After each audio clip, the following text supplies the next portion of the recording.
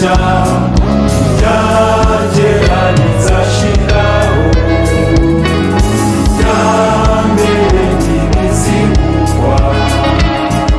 Arubaka umugi arawurimbisha, Siyoni izawuguremo rwe, Yerusalemu niwo murwa.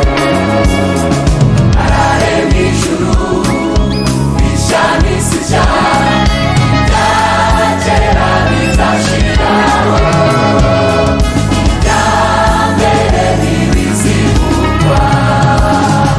Arubaka umugi arawurimbisha, Siyoni izawuguremo rwe, Yerusalemu niwo murwa.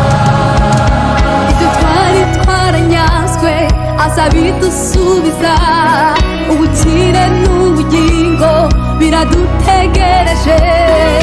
Adamu wa mbere yazanye urupfu, ariko Adamu wa kabiri yaduhaye ubugingo. Ibyo duheranyaga nawe yabisize kuri wa musaraba. Bavandimwe muraha, vuga icyo tubabwira, ibyo umwami ugiye kuza, aje kwima ingoma ye, ari kumwe n'ingabo ze n'abera bo mu ijuru.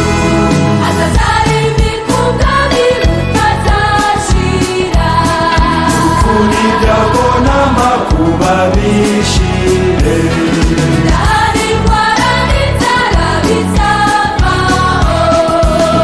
kuribwa ntibizaba mu isi nshya.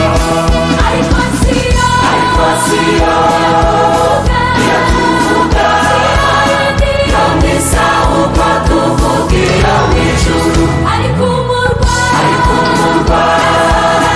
Yerusalemu, inshuti zose za Mesiya zizateranira muri uwo murwa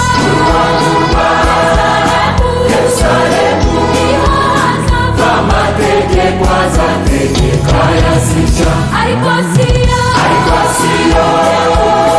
iratuvuga, ntazakoresha ibirori tudahari muri uwo murwa